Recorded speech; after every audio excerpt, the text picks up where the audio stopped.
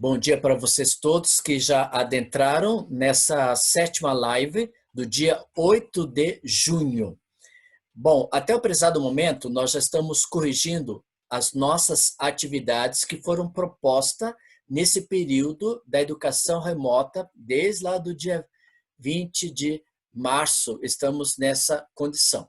E hoje nós vamos trabalhar com vocês com relação a uma atividade que foi pedida para vocês lá do exercício do Super Pro, né? É aquela que eu vou passar para vocês que trabalhamos no CPB online, questões relacionadas à hidrografia.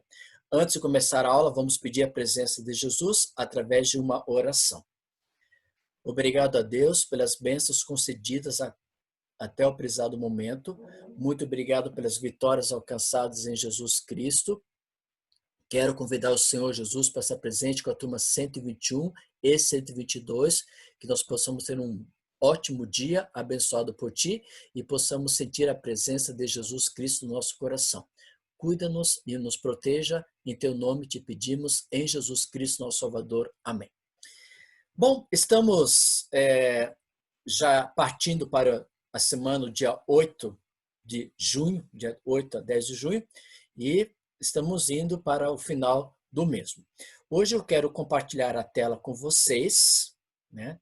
A tela eu vou colocar aqui, relacionado à questão sobre a hidrografia, como você pode observar aí, né? Nós passamos essa atividade para você, foi a lista de exercício do CPB Prova, que foi no dia 23 de março de 2020. E hoje nós vamos comentar com vocês sobre essa questão que vocês estudaram já, que fizeram assim por diante, tá? Ok? Eu vou comentar as respostas, vamos conversar sobre isso agora, nessa manhã, nessa live. E com isso nós corrigimos todas as nossas atividades até o prezado momento. Só falta corrigir agora a próxima, que nós começamos no mês de junho, porque o restante já foi totalmente corrigido. Então vamos lá, módulo número 2, hidrografia, página 29 a 46, que foi relacionado sobre a apostila número 1, né? E lista de exercícios do módulo 2, vamos então ver algumas coisas lá. Então vamos para a primeira questão, diz assim, questão número 1. Analise as duas tirinhas abaixo. Então a primeira está escrito assim, a floresta amazônica não fica lá isolada. Ela envia água para outras regiões pelo céu. Pelo céu? Sim, pelos rios voadores. A revista fala de relacionamento, outra tirinha. A revista fala de relacionamentos de famosos. Eu sei que pode achar bobagem, mas o que se diz na relação dos desmatamentos com a falta de água? Então, aqui temos duas tirinhas. A primeira tirinha falando sobre o rio do Amazonas, o rio Amazonas, que é chamado Rio Voador. Esse rio voador, por causa do ciclo da água que nós temos, né? A água evapora e, logicamente, pela presença das nuvens, essas nuvens, através dos ventos, é levado para várias regiões do Brasil. E por isso é chamado, muitas vezes, entre aspas, rios voadores. Com base, e a segunda figurinha, ele vem falando, né, desse relacionamento de famosos, né, de desmatamento. Se você desmatar uma determinada região, vai faltar água? Lógico, né? Então, com isso, nós vamos ver com vocês, com base nos conceitos usados nas tirinhas, marque a resposta correta. Então, vamos ver qual é a alternativa correta. Letra A. As formações vegetais, sobretudo as florestais, contribuem para o fornecimento de água para a atmosfera e o processo de desmatamento na floresta amazônica pouco interfere na ocorrência de chuvas em outras regiões do Brasil e da América do Sul? Alternativa correta ou incorreta? Olha ali assim, ó, as formações vegetais, sobretudo as florestais, contribuem para o fornecimento da água para a atmosfera e o processo contribui para o fornecimento da água para a atmosfera? Sim, isso é. Agora, o processo de desmatamento da floresta amazônica pouco interfere na ocorrência de chuvas? Lógico que interfere demais, né? Então, essa alternativa A, ela está incorreta, porque as florestas, elas contribuem para o fornecimento de água por causa da umidade que ocorre nessa região da floresta amazônica, né? Agora, ali, pouco interfere, ela interfere demais. Letra B. Rios voadores é o nome dado ao transporte de umidade feito pelos ventos que escoam entre 1.500 a 3.000 metros de altitude a leste da Cordilheira dos Andes e que provocam a ocorrência de chuvas do centro até o sudeste do continente sul-americano. Rios voadores, aqui ele quer dizer o seguinte: através do ciclo hidrológico que nós temos, né, a água líquida, ela evapora, ao evaporar, ela vai condensar, formar as nuvens, né? E essas nuvens são o quê? Levadas pelos ventos, e ela vai, através desses ventos, vai para as regiões mais baixas, já que ela tem altitude começando de 1.500 a 3.000 metros de altitude, e ela vai provocar chuvas. Então, a letra B está correta. Letra C. A cobertura vegetal possui papel fundamental no clima e na disponibilidade hídrica. Dessa forma, preservar e restaurar as formações vegetais contribui para a intensificação do aquecimento global. Até ali, preservar e restaurar as formações vegetais, ela está correta. Agora, contribui para o aquecimento global? Não, né? Por isso que a vegetação, ela vai o quê? Diminuir esse aquecimento global. E semana passada, nós estávamos na semana do meio ambiente e foi falado sobre a floresta amazônica nessa contribuição da umidade. Letra C. A cobertura vegetal possui papel fundamental no clima e na disponibilidade hídrica, correta? Dessa forma, preservar e restaurar as formações vegetais contribui, essa já li que está errada. Letra D. O desmatamento da floresta amazônica modifica apenas o ciclo hidrológico local, pois as precipitações que ocorrem em outros locais da América do Sul dependem apenas da atuação de outros sistemas atmosféricos? Não. Essa região da floresta amazônica, ela vai interferir no Brasil no geral. Então, letra D, ela está incorreta. Não existe relação entre a diminuição das áreas de vegetação natural e o comprometimento de recursos hídricos, uma vez que os reservatórios de água são abastecidos pelas chuvas e pelos rios, que são represados, né? A vegetação, como falei para você, também ela conserva a umidade. Então, dessas duas tirinhas, a primeira da floresta amazônica, que temos o rio Amazonas, e depois a tirinha segunda, o desmatamento, a resposta correta é a letra B do número 1. Ok? Vamos para o número 2. Número 2 diz assim: as regiões e os municípios, os lugares, possuem uma história. Lógico, cada cidade de Curitiba tem uma cultura, tem a sua história, né? Seu surgimento, desenvolvimento e as características que possui estão diretamente relacionadas à herança cultural de seus primeiros habitantes. No tocante ao Cariri, marque a opção correta. Então, vamos ver qual a opção, a alternativa correta relacionado ao Cariri. E no próprio texto, ele já vai dizer aonde fica esse Cariri. Então, vamos ver. Vamos marcar a alternativa correta. Número 1. Delimitar o Cariri cearense é tarefa muito simples, já que existe consenso de opinião sobre os limites precisos de seu contorno político e cultural? Não, esse contorno não é político e cultural, né? É o contorno físico. Então, número 1, ela está errada. Número 2, as primeiras concessões de Sesmarias no Cariri ocorrem por volta de 1702 a 1703 e foram doados pelos senhores da Casa de Torres.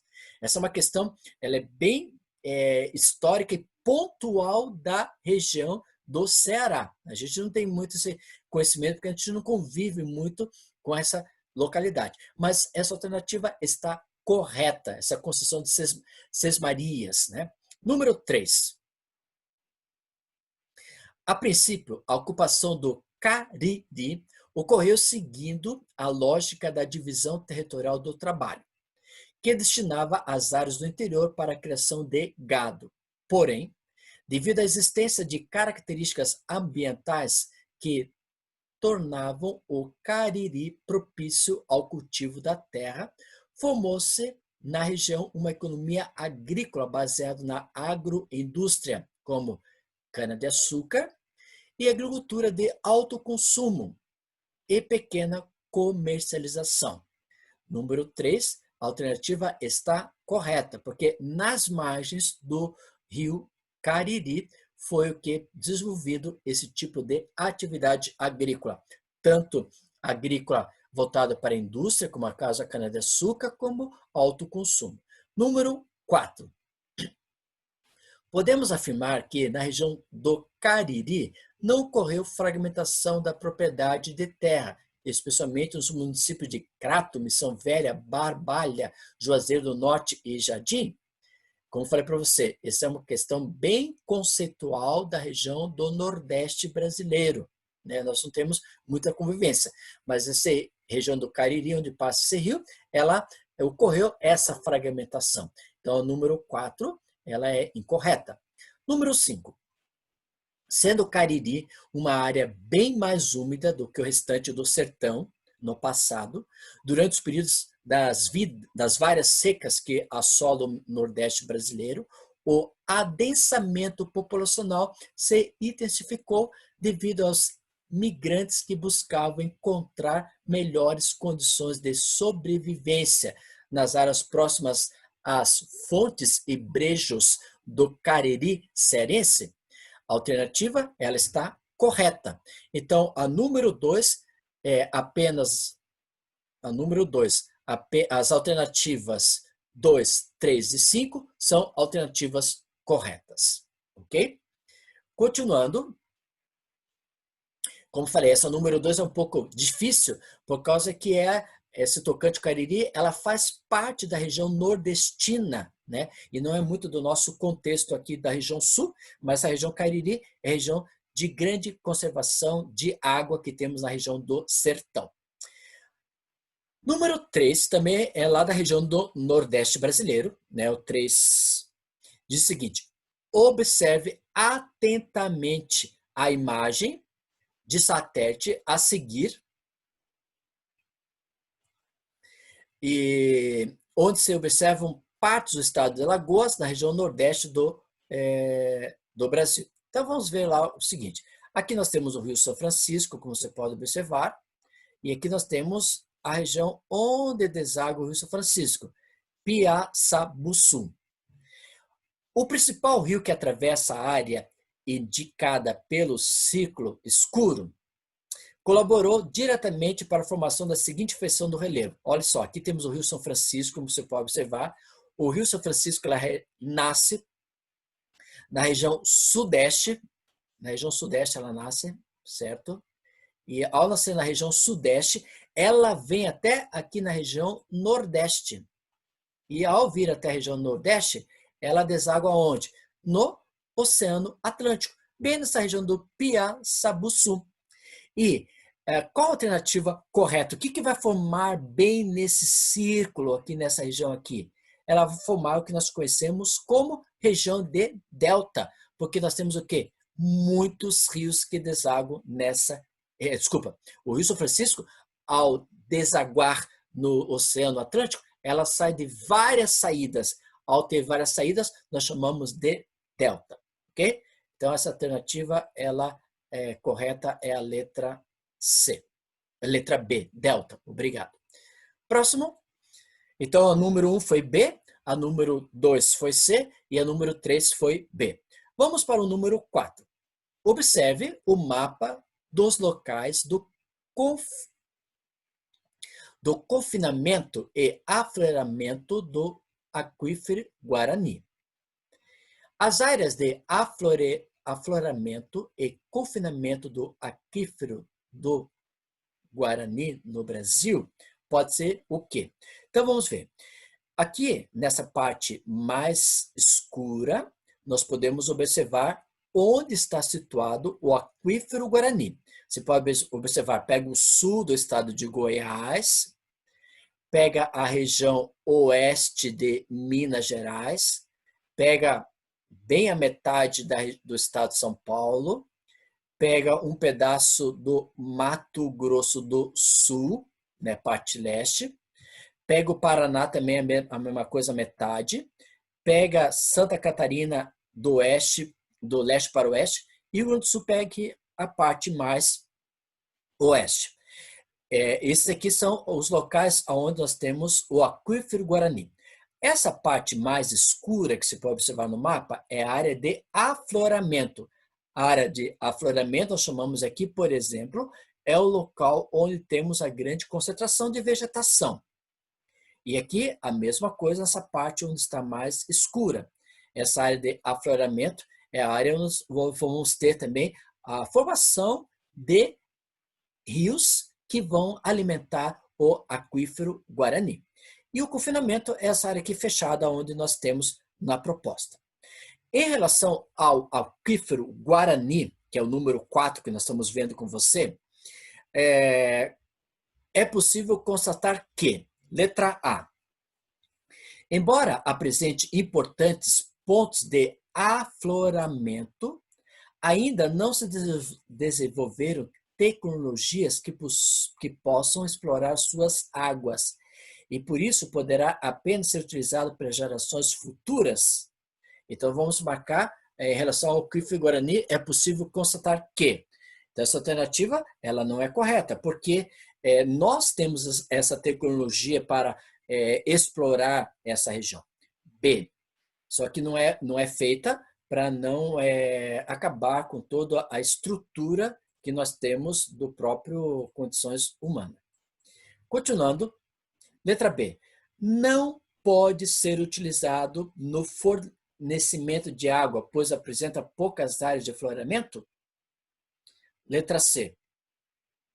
Apresenta importante potencial de abastecimento, especialmente por localizar-se nas regiões com maiores problemas e oferta de água em todo o país.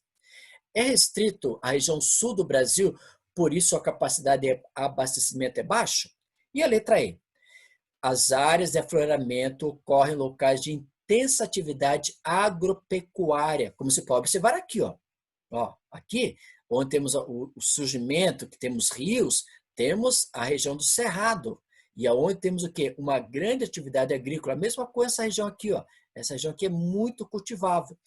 E urbano industrial, o que coloca em risco a utilização de suas águas para abastecimento. Então, a alternativa correta da número 4 é a letra E. Né? As áreas de afloramento ocorrem em locais de intensa atividade agropecuária. Aqui temos agricultura no Cerrado e também aqui, toda essa região onde temos o afloramento aqui, são regiões que têm rios, mas também tem atividades de exploração agrícola, principalmente essa região que estou passando o mouse aqui, é a região de concentração de terra roxa. Número 5. Capacidade hidrelétrica instalada por subbacia hidrográfica proposta em 2003. E nós podemos observar que aqui na região sul, né, que você pode observar aqui, temos, centro-sul praticamente, nós temos uma grande proporção de bacia hidrográfica por causa do rio Paraná, do aquífero Guarani, e assim por diante. Considerando o mapa número 5, e conhecimento sobre a produção de energia hidráulica brasileira, pode-se afirmar que o relevo de planície explica o baixo aproveitamento hidráulico da bacia do Amazonas? É verdadeiro ou falso? Porque a letra A é verdadeira, por causa que lá é de planície. E sendo de planície, é voltado para abastecimento de água para cidades, para agricultura e pecuária. A grande distância dos centros consumidores explica o alto aproveitamento hidráulico da bacia do Paraná-Paraguai? Não, essa aí é um espaço voltado exclusivamente para o abastecer essa região. Letra C.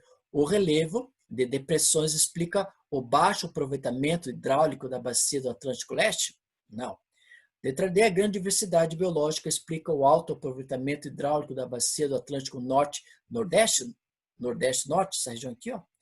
E a retração da frente pioneira explica o alto aproveitamento hidráulico da bacia do Tocantins.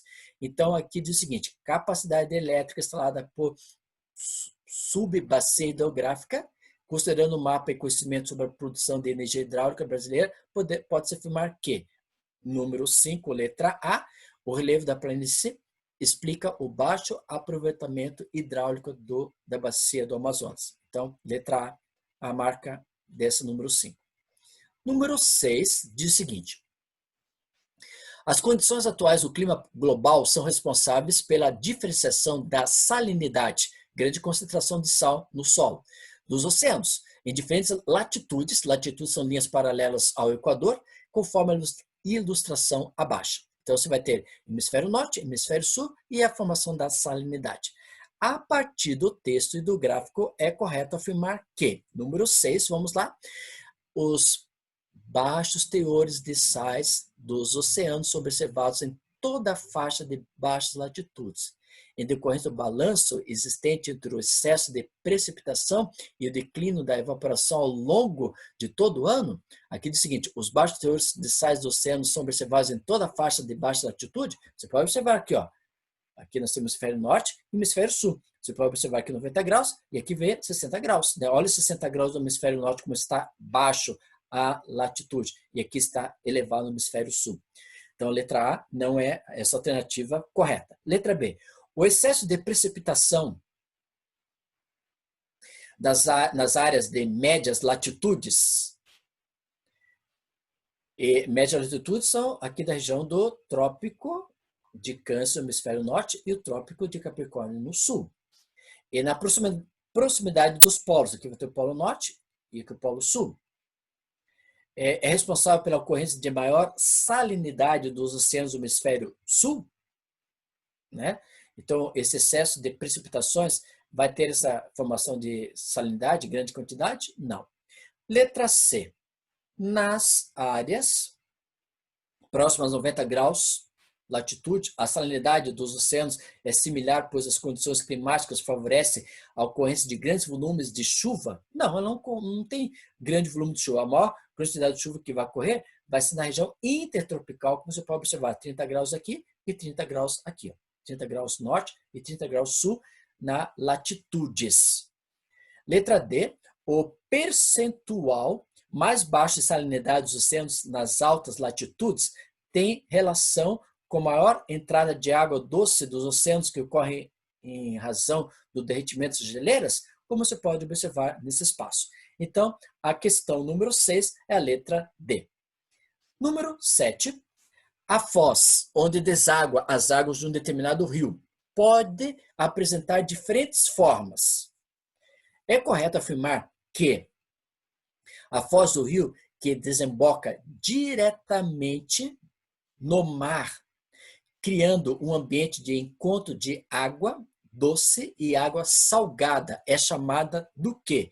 Quando temos esse encontro de águas doce, que é água doce, é água continental. Rios, riachos, lagos. Então, principalmente os rios, que quando se encontra com a água salgada dos oceanos, né? Então, o encontro dos dois, nós chamamos a número 7 de estuário. Quando temos o quê? Desemboca no mar, criando esse encontro das duas. Então, número 7, letra D. Estuário, uma única saída. Tá? Número 8. Domínio morfoclimático foi um conceito usado por Aziz Nassib Absaber. Esse foi um dos primeiros geólogos que começaram a estudar a estrutura do morfoclimático. Morfo, formas de clima que nós temos no Brasil. E falando nisso, no Brasil temos o clima equatorial, depois a porcentagem maior é o clima tropical, 75% é clima tropical no Brasil, e o restante é o clima subtropical. Isso é o conceito baseado em Aziz Nassib Absaber. E representa a combinação de uma série de elementos atuais, como relevos, clima. Para Aziz Nassib Absaber, ele fala que o Brasil tem planície e planaltos. O clima é o clima, como já citei, equatorial, tropical e subtropical. Logicamente, vegetações são as respectivas vegetações conforme esse clima foi citado. Clima equatorial, floresta amazônica. Clima tropical, mata atlântica. Clima subtropical, mata de araucárias. O solo e a hidrografias. As interações desses elementos, relevo, clima, vegetação, solo e hidrografia, formam as unidades paisagísticas, tais como, posso citar, floresta amazônica, caatinga, cerrado, campos, floresta atlântica, mata de araucárias, mata dos cocais e assim por diante. Tá? Então, são os biomas que nós temos no Brasil. Dessa forma, o segundo maior domínio morfoclimático do Brasil é formado por áreas relativamente planas, áreas planas, de clima que apresenta inverno seco e verão bastante, com muita chuva, que nós podemos observar, com bastante chuvoso, e além das espécies vegetais como gramíneas intercaladas com arbustos e árvores, que apresentam o quê? Folhas endurecidas, galhos tortuosos e cascas grossas. Qual é a forma que estou falando com vocês? A número 8 é mata dos cocais. Uma mata dos cocais, ela vai ter umidade o ano todo, então já descarto fora. Floresta amazônica, ela tem umidade o ano todo, mas não é uma árvore, por exemplo, com galhos tortuosos e casca grossa, né? E folhas endurecidas. Caatinga não, porque caatinga ela não tem muita presença de chuvas durante o ano todo. Então, a resposta alternativa correta que sobrou dessa número 8 é a letra A, cerrado. Cerrado ela vai ter isso aqui, ó, intercalado gramíneas com arbustos, folhas endurecidas, galhos tortuosos e cascas grossas.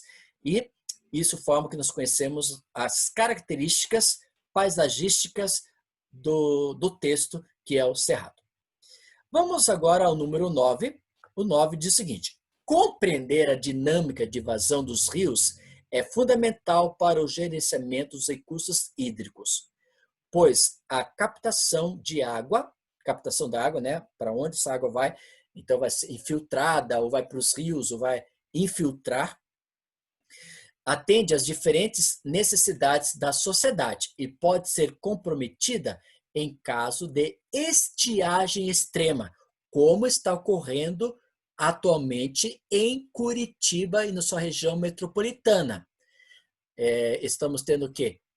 Pouca chuva. A estiagem é pouca.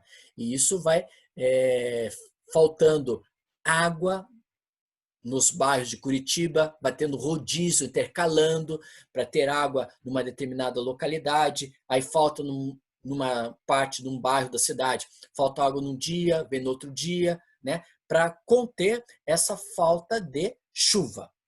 Os gráficos do regime fluvial. Fluvial é água dos rios. Quando eu falo regime pluvial, é água das chuvas. E regime fluvial, eu estou falando água dos rios. A seguir, mostram a vazão de 2 rios brasileiros ao longo do ano. Vamos ao regime do do A, que você pode observar, aqui você vai ter a quantidade de milímetros cúbicos por segundo, de zero, aqui chega aqui mais ou menos no 0,800, e aí temos o mês de janeiro até dezembro, né? Esse período aqui, ó, o período de maio, junho, julho, agosto, setembro, poucas chuvas, depois começa a retomar a quantidade de chuvas que ocorre no gráfico A do regime fluvial A. No segundo, nós podemos observar que temos a mesma quantidade, só que aqui é de zero, aqui foi de 0 a 900 milímetros cúbicos de água por segundo. E aqui já é de 0 a 350 milímetros cúbicos por segundo. E você pode observar que no mês de abril nós tivemos 300 milímetros cúbicos, mas o máximo. Aí agora, julho, agosto, setembro, outubro, ó, nem tem presença de chuva praticamente, ela decai, né? É baixo, é um período de estiagem. E depois, outubro, novembro, dezembro, vai subindo. Considerando as afirmações dos gráficos e seus conhecimentos, assinale a alternativa correta. O volume correspondente à vazão dos rios é similar e o volume das águas responsável pela recarga desses cursos de água é o mesmo? Claro que não, já não é o mesmo, porque não é similar. Letra B. Os dois rios possibilitam durante todo o ano o abastecimento humano, a geração de energia e navegação e a pesca? Lógico que não, porque não vai ter água durante alguns períodos, como vimos aqui, ó, nesse aqui, ó, pouca água que nós temos aqui, e como consequência disso, ela vai provocar o quê? A água para a cidade, água para fontes energéticas e também para a navegação e a pesca. Letra C diz o seguinte: a captação da água nos rios A e B pode ocorrer durante todo o ano, pois em ambos há excesso de água no verão e déficit no inverno. Aqui, essas águas aqui, ó, ela não é aqui, ó, aqui nesse período tem excesso, mas ela não é suficiente para o ano todo. E a letra D, os rios apresentam regimes fluviais diferentes, correto? O rio A corresponde ao regime pluvial tropical. E o rio B representa o pluvial semiárido? Sim ou não? Ó, aqui, ó, essa região aqui semiárido, que você pode observar aqui, ó, essa região semiárida, que nós não temos presença de chuvas, é pouca chuva, comparado aqui, ó, aqui é 350, aqui é 900, e aqui chegou até 800, e aqui chegou 300. Então, você pode observar que esses gráficos, eles estão relacionados ao clima chamado pluvial semiárido. Então, a número 9, resposta letra D. E finalizando a número 10, observe os mapas e as informações abaixo. E aqui você pode observar, contando, nós temos 12 bacias hidrográficas as mais importantes do Brasil, que são elas que temos devido à grande concentração do clima tropical no Brasil, temos essa grande essência de bacias hidrográficas. E aí, vamos assinalar a alternativa que corresponde a cada uma delas. Né? Número 1. A região hidrográfica RH ocupa 45% do território nacional, abrangendo 7 estados. Possui uma extensa rede de rios com grande abundância de água. A densidade populacional é de 10 vezes menor que a média nacional. Entretanto, a região concentra 81% de disponibilidade de águas superficiais no país. Cerca de 85% da área da região hidrográfica permanece com cobertura vegetal nativa. Do que eu estou falando, número 1? Número 1, eu estou falando da bacia hidrográfica amazônica.